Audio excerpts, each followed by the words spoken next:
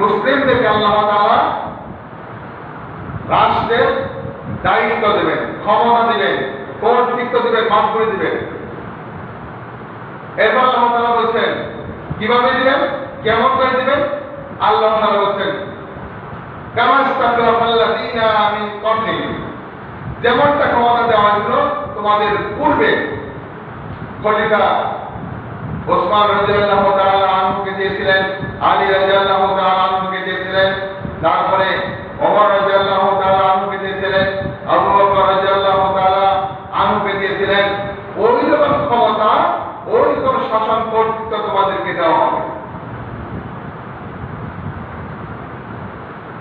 আল্লাহ তাআলা আর বলছেন লা ইউমাক্কিনান্না লাহুম দীনাহুম আল্লাযী ইরতাদা লাহুম,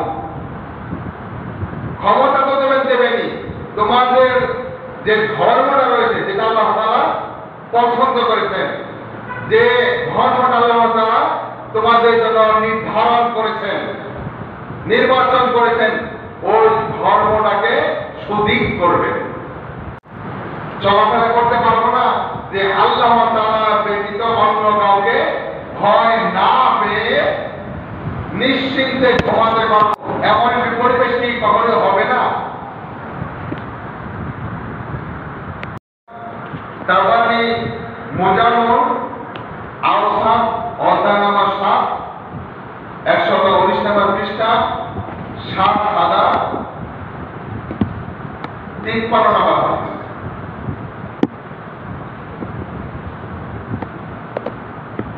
এরপরে রয়েছে হাকিম মুস্তাদদার, পৃষ্ঠা নাম্বার রয়েছে অধ্যায় নাম্বার 2 পৃষ্ঠা নাম্বার 114।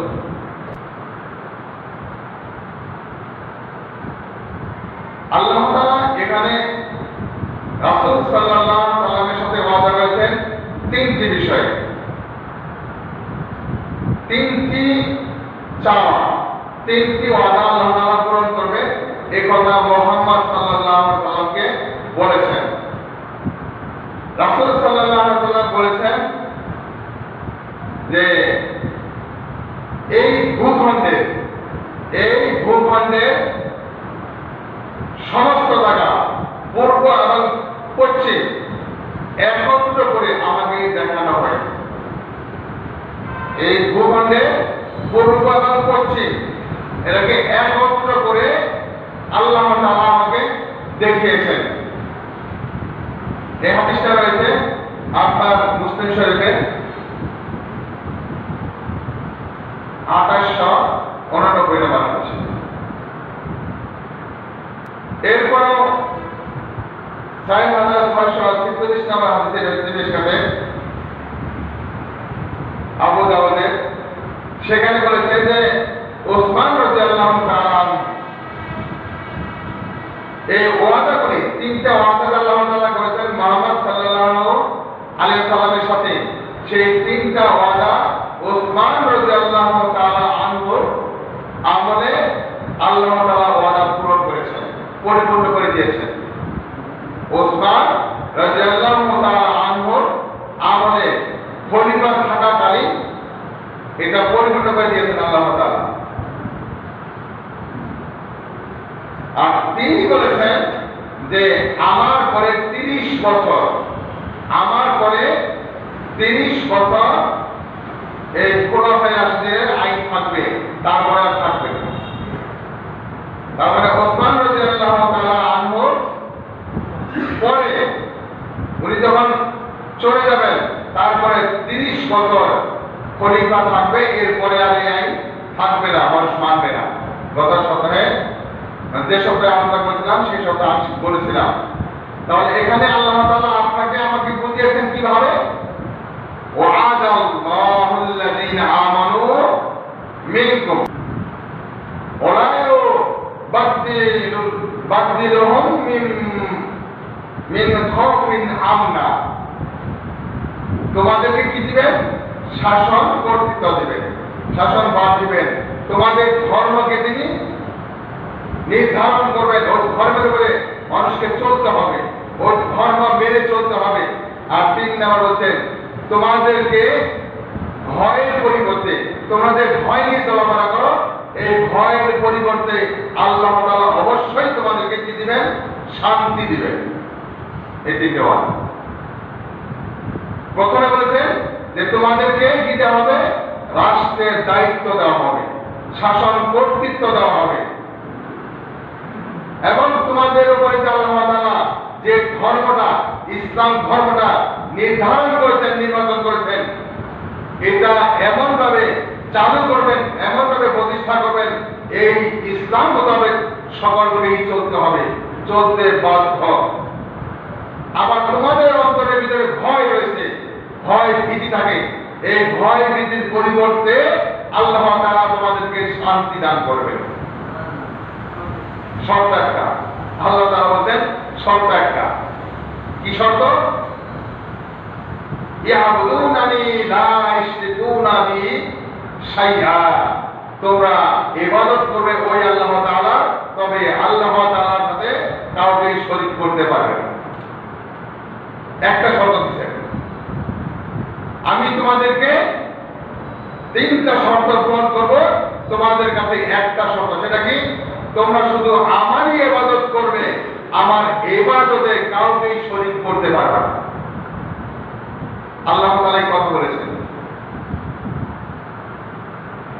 এবার আল্লাহ তাআলা বলছেন এরপরেও যারা করবে, এরপরেও যারা শরীক করবে, তাদের কথা বলেছেন ওমান কাফারা যালিকা ফাউলাইকা হুমুল ফাসিকুন। ওরা এরপরেও যদি তারা এতগুলো দেওয়ার পরেও, সাবধান করার পরেও যদি তারা কি করে? কুফরি করে, অকৃতজ্ঞ হয়, যারা হবে তারাই অরিজিনাল ফাসিক, তারাই অরিজিনাল জালিম। আল্লাহ তাআলা এই কথা বলেছেন। এরপর আল্লাহ তাআলা বলেছেন সূরাতুল আরাফের 54 নম্বর আয়াতে যে আলা লাহুল খালকু ওয়াল আমরু, আলা লাহুল খালকু ওয়াল আমরু তাবারাকাল্লাহু রাব্বুল আলামিন। নির্দেশ যদি আল্লাহ তাআলার হয়, জমিন যদি আল্লাহ তাআলার হয়, আইনটা আল্লাহ তাআলারই চলবে। আল্লাহ তাআলা কথা বলেছেন জমিন যদি আল্লাহ তাআলা সৃষ্টি করে থাকে, এই বিশ্বাস যদি তোমার হয় আল্লাহ তাআলা ছাড়া আর কোনো সৃষ্টিকর্তা নাই, আল্লাহ তাআলা ছাড়া আর কোনো মৃত্যুদাতা নাই, আল্লাহ তাআলা ছাড়া আর কোনো মহান সত্তা নাই, তাহলে জমিনটাও তিনি সৃষ্টি করেছেন, আসমানটাও তিনি সৃষ্টি করেছেন, অতএব এই জমিনে আল্লাহ তাআলারই আইন চলবে। কেননা সকল সৃষ্টির রবই হচ্ছেন মহান আল্লাহ তাআলা।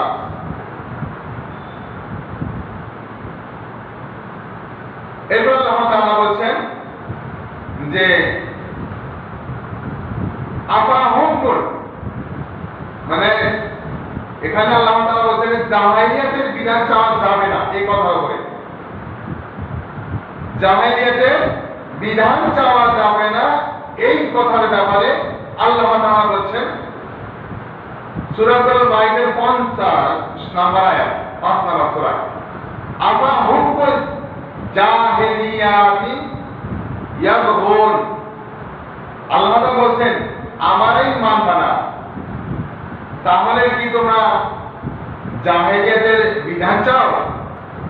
যে বিধানের ভিতরে কোন প্রকার শান্তি শৃঙ্খলা নাই, কোন প্রকার শান্তি নাই, কোন প্রকার মানবতা নাই, কোন প্রকার ইসলামের ভয় নাই, কোন প্রকার আখিরাতের কোন কল্যাণ নাই, কল্যাণ পাওয়ার সম্ভাবনা নাই, ওটা হচ্ছে আল্লাহ তাআলা বলছেন। বুঝিয়েছেন যে তোমরা কি জাহেলিয়াতের বিধান চাও? আল্লাহ তাআলা এভাবে বলছেন ওয়ামান আহসানু মিনাল্লাহি হুকমুল লিকাওমি ইউকিনুন। আল্লাহ তাআলা বলছেন যে তোমাদের জন্য কোনটা কল্যাণ এটা আমি ভালো জানি, তোমাদের জন্য কোনটা অকল্যাণ এটাও আমি ভালো জানি। কেননা আল্লাহ তাআলা এই আয়াতের অর্থে বলছেন যে নিশ্চয়ই অবশ্যই তিনি যারা চূড়ান্ত পর্যায়ে ঈমান এনেছে, একনিষ্ঠভাবে ঈমান এনেছে, তাদের জন্য, সেই কওমের জন্য, সেই জাতির জন্য বিধান প্রদানের জন্য আল্লাহ তাআলার চাইতে কে অধিক উত্তম। আল্লাহ তাআলা বুঝিয়েছেন যে তোমাদের উপরে কোন আইন জারি করলে, কোন বিধান প্রতিষ্ঠা করলে তোমরা ইহকালেও ভালো থাকবা, পরকালেও জান্নাত লাভ করবা, ইহকালেও শান্তি পাবা, পরকালেও শান্তি পাবা, ইহকালেও মানবতা লঙ্ঘন হবে না, পরকালেও তোমরা এর পুরস্কার পাবা, ইহকালেও তোমাদেরকে মানুষ সম্মান করবে, পরকালে তোমরা সম্মানিত হবে। এই কথাগুলি বুঝিয়েছেন। কিন্তু যখন তারা বাতিলের আইন মানবে, মানবতা লঙ্ঘন করবে,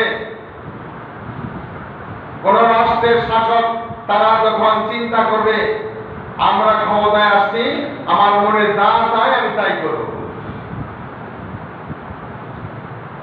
ওই ব্যাপারে আল্লাহ তাআলা বলছেন, ওদের ব্যাপারে আল্লাহ তাআলা বলছেন মা তা'বুদুনা মিন দুনিহি ইল্লা আসমাআন সাম্মাইতুমু আনতুম ওয়া আবাউকুম মা আনজালাল্লাহু বিহা মিন সুলতান। সুলতান শব্দটিতে এখানে দাঁড়িয়েছে প্রমাণ, দলিল, দলিল প্রমাণ। আমরা যে সালাত করি, অনেকেই সালাত করে কোনটা সঠিক কোনটা বেঠিক এটা খুঁজে না, পড়ছে তো পড়ছে, চিন্তাও করে না সালাতটা কেন পড়ছি, যদি সালাত করি তাহলে এর পুরস্কার যদি না পাই এই সালাত করার অর্থ কি? যে সালাত আমি পড়লাম এই সালাতের তরিকা, নিয়ম কানুন, বিধিবিধান যদি রাসূল সাল্লাল্লাহু আলাইহি ওয়াসাল্লামের মতো না হয়, ওনার তরিকার মতো না হয়, তাহলে এই সালাত রাসূলের সালাত হলো না। যেহেতু রাসূলের সালাত হলো না, ও সালাত আল্লাহর দরবারে গ্রহণযোগ্য হবে না। এই কথা এভাবে বলেছেন। এখানে আল্লাহ তাআলা কি বলছেন? মা তা'বুদুনা মিন দুনিহি ইল্লা আসমাআন সাম্মাইতুমুহু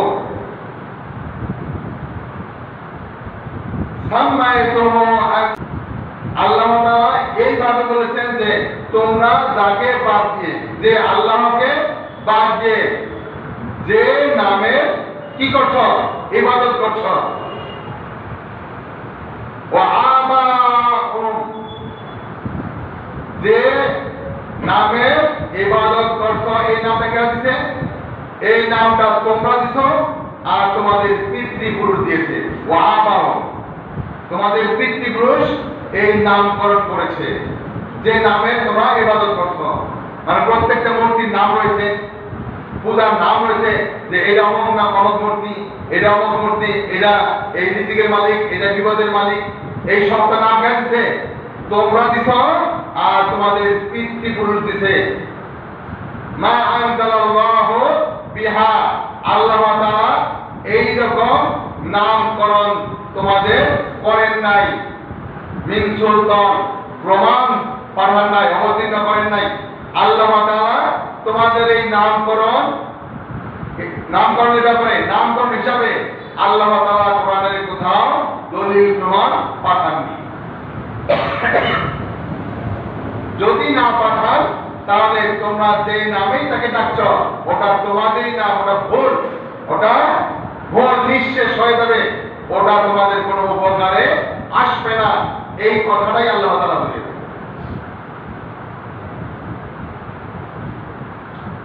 এরপর আল্লাহ তাআলা বলেছেন,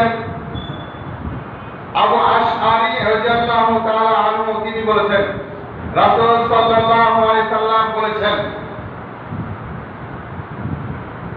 ইন্না মিন ইজলালিল্লাহি ইকরামা বিশাইবাতিল মুসলিমিন।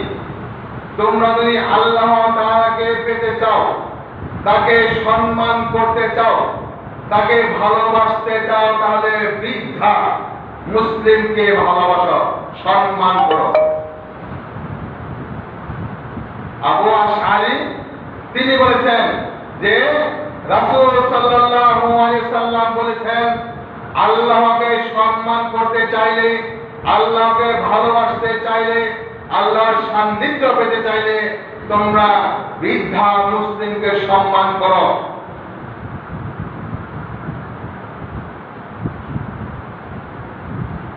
এরপরে বলছেন হামিদাল কোরআন গায়রি গালি ফিহি যা ফি আনহু ইকরামা লিসুলতানিল মুফসিদ। তোমরা বৃদ্ধা মুসলিমকে সম্মান করো।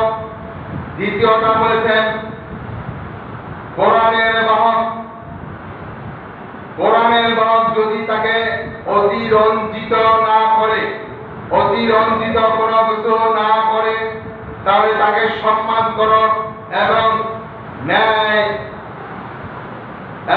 ন্যায়ের উপরে প্রতিষ্ঠিত মুসলিম রাষ্ট্রের যে দায়িত্ব নিয়েছেন তাকে সম্মান করা আল্লাহ তাআলাকে সম্মান করার অন্তর্ভুক্ত। তিনটা কথা বলেছেন। প্রথমে বলেছেন বৃদ্ধা মুসলিমকে সম্মান করতে হবে।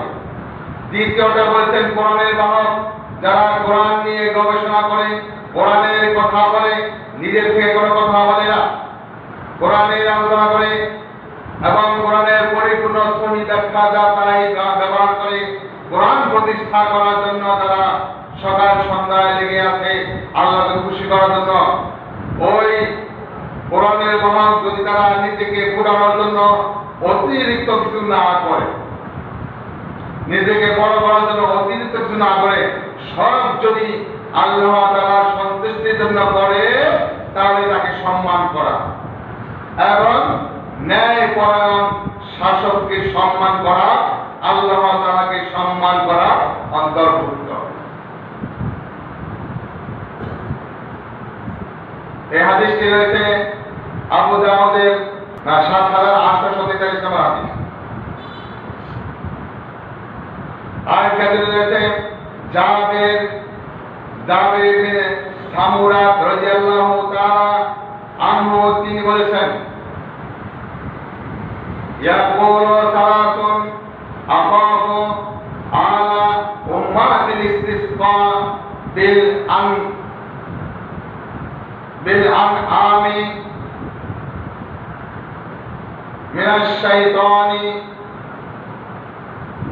তুকাদ্দিবুন বিল কদার। আল্লাহ তাআলা এখানে যে শব্দটা বুঝিয়েছেন, এই কথাটা জাবের বিন সামুরা তিনি প্রকাশ করেছেন যে রাসূল সাল্লাল্লাহু আলাইহি ওয়াসাল্লামকে আমি বলতে শুনেছি, ক্বালা সামিতু রাসূলুল্লাহি, এই শব্দটা ব্যবহার করেছেন যে আমি রাসূলুল্লাহ সাল্লাল্লাহু আলাইহি ওয়াসাল্লামকে বলতে শুনেছি, তিনি বলেছেন আমার উম্মতের ব্যাপারে আমি তিনটি বিষয়ে আশঙ্কা করি। আমার উম্মতের মধ্যে আমি তিনটি ব্যাপারে আশঙ্কা করি। প্রথমটা হচ্ছে তারা তারকাদের মাধ্যমে বৃষ্টি প্রার্থনা করবে এবং শাসকের পক্ষ থেকে অত্যাচারিত, এবং তারা তাকদীরকে মিথ্যা প্রতিপন্ন করবে, তাকদীরকে বিশ্বাস করবে না। এখন তা বর্তমানে ঘটছে।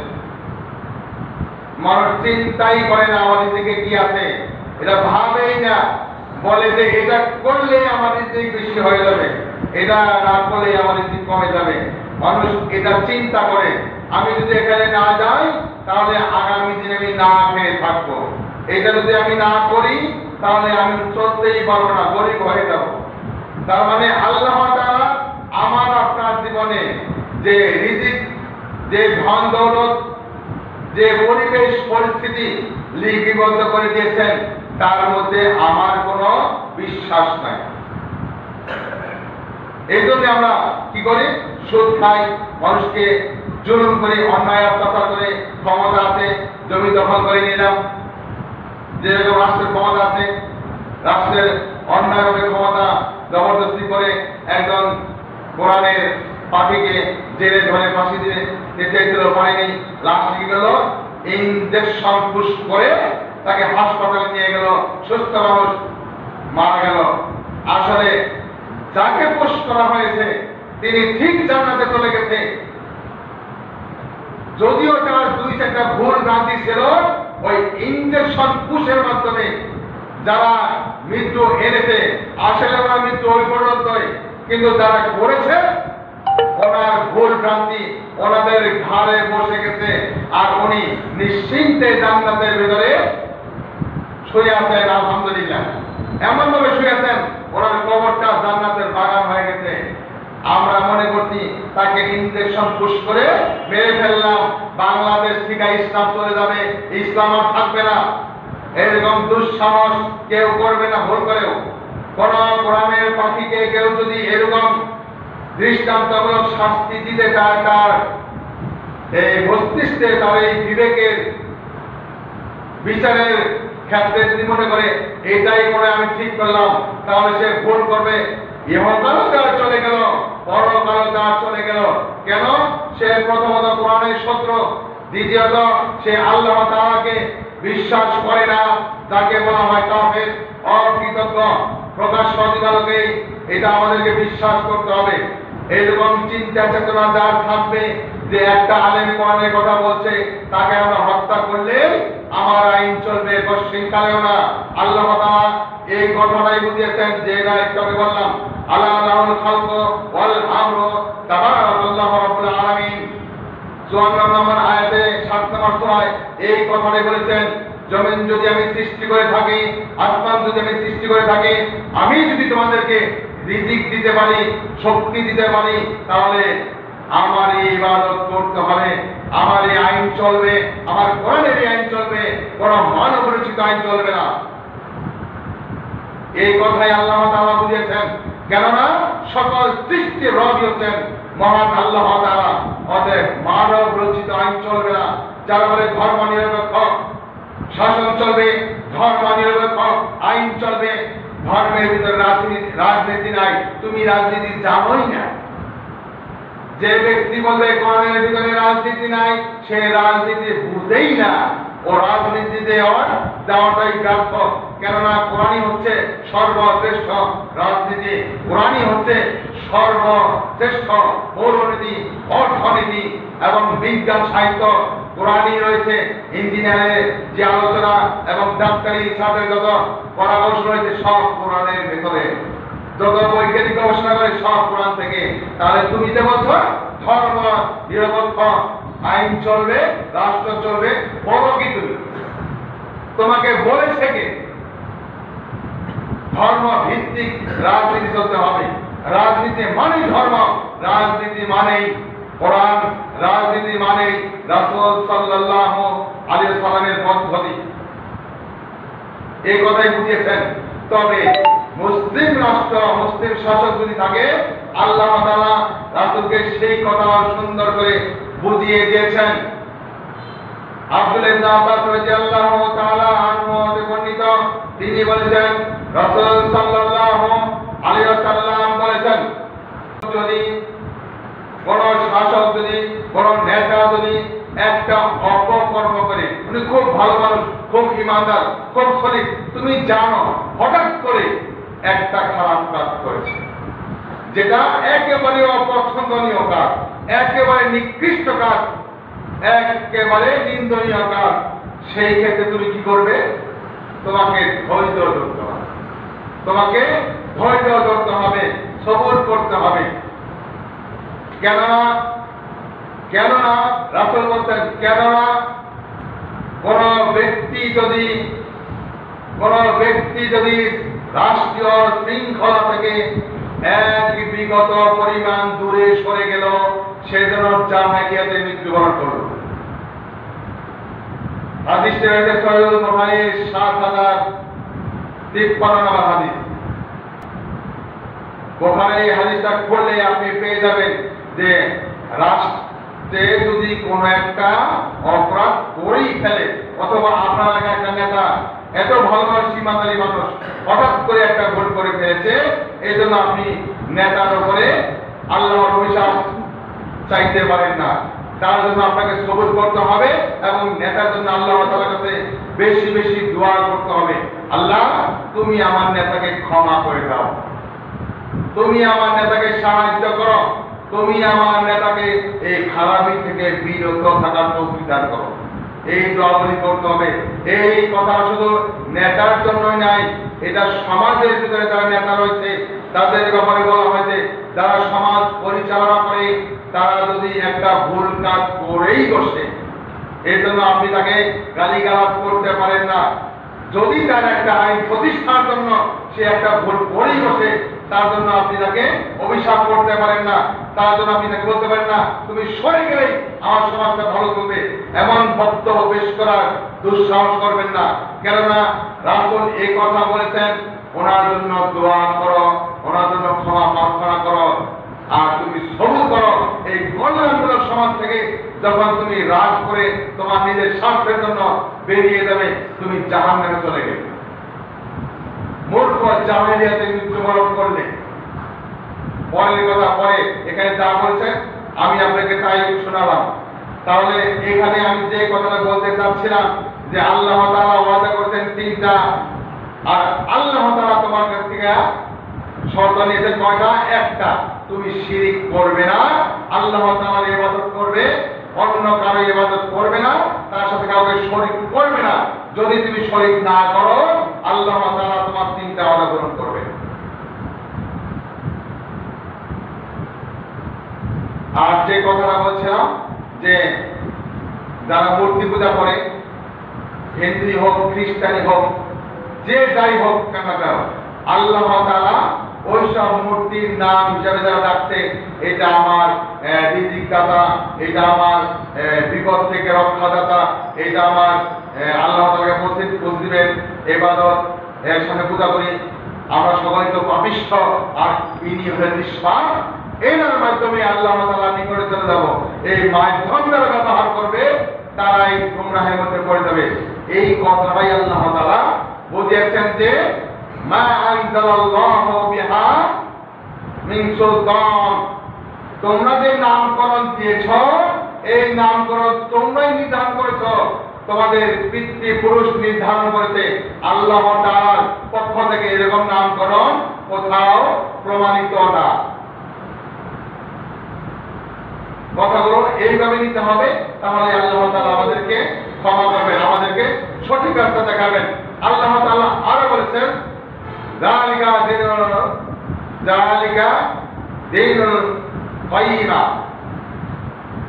এটাই হচ্ছে সঠিক দিন,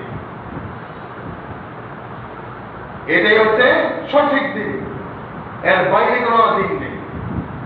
তোমরা আল্লাহর ইবাদত করবে, তোমরা আল্লাহর গুণগান করবে, এই গুণগানের সাথে অন্য কাউকে শরীক করবে না। তবে আমরা গুণগান ঠিক করি, প্রচুর পরিমাণে ইবাদত করি, যে ইবাদতের মধ্যে বিদআত মিশ্রিত আছে, সেই ইবাদত আল্লাহ তাআলা দরবারে পৌঁছাবে না। বিদআত শিরকের চাইতেও খারাপ। বিদআত আউট করতে হবে। 40 টাকা পারা খাওয়া, যত বড় ইন্দ্রিমতি থাকুক না কেন, তার নামে হাবিজাবি খাওয়া, এই সব কিছুই বেদাত। মুসলমানের অনুষ্ঠান করা বেদাত, বিয়ার অনুষ্ঠান করা বেদাত, ওলিমা করা রাসূলের সুন্নাত। আমরা বিবাহের অনুষ্ঠানে জাঁকজমক করি, আর ওলিমাটা আমরা মনেও রাখি না। যদিও করি তাহলে কি করি, বউটা সামনে এনে বসাইয়া সকল মেসে দেয়, এটা আমাকে বলবো, এটা আমাকে পরিচয় করে দেয়। এই সবই হচ্ছে জিনার কাজ। এই পরিচয় করে দেওয়ার মানেই হচ্ছে যিনি বললেন উনিও জিনাখোর, যিনি করতেন উনিও জিনাখোর। ওনার স্ত্রীকে দিয়ে সকলকে জিনা করাবে, এটা উনি চাচ্ছেন, এই জন্য এটা করছেন। এই জন্য বিবাহের অনুষ্ঠান করা একেবারেই হারাম। ওলিমা করা রাসূলের সুন্নাত। তারপরে 3 ডাক দিয়ে 3 সাক্ষী নিয়ে বিবাহের অনুষ্ঠানে বলা, আপনারা 3 জন যান, কাজী সাহেব বলেন 3 জন যান সাক্ষী নিয়ে, এই 3 সাক্ষীও বলা হারাম। মেয়ে জবানবন্দি দিবে পিতা, পিতা বলবে মা তুমি এই বিবাহে রাজি আছো কিনা, যদি রাজি থাকো তাহলে তুমি কবুল করো। এটা শুধু পিতাই যাবে, আর কেউ যাবে না। যদি পিতা না থাকে চাচা যাবে, চাচা যদি না থাকে বড় ভাই যাবে, দ্বিতীয় কোনো ব্যক্তি যেতে পারবে।